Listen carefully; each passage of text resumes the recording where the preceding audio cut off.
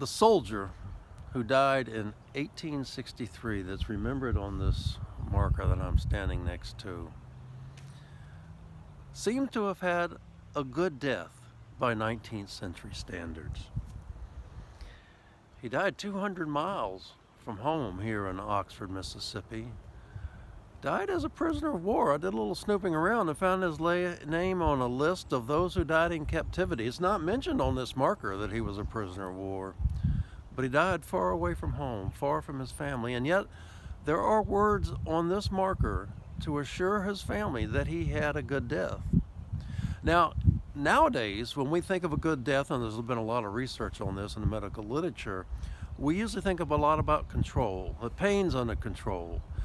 We control by doing living wills. They ask, do you want to die at home or die in the hospital? Even some jurisdictions allow you to ask a physician to give you a medication to hasten your death, to have even more control over your death. Not so in the 19th century, the 1800s. 85% of the people at that time died in their own home with their family gathered around them.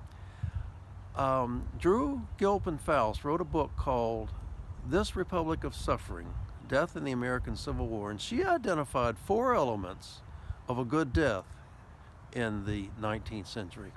And the 4 elements were, number 1, that the patient was conscious as they were dying. Number 2, that they were not afraid to die. Number 3, that they expressed some sort of spiritual reconciliation to their death, ready to meet God and thankful for their salvation. And number 4, they leave a word for their family.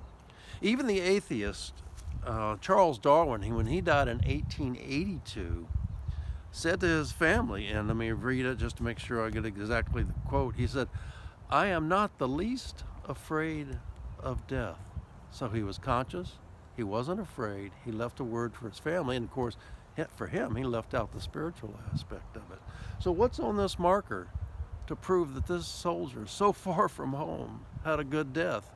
Well, evidently he left a word, or at least they got word that he had said to his family on his dying minutes. He said, "I am not afraid to die. My mother taught me to pray in early life." There's the 4 elements. He was conscious. He wasn't afraid to die. My mother taught me to pray. He was spiritually ready to die. And he leaves this word for his family. So this family could visit this marker and remember he had a good death.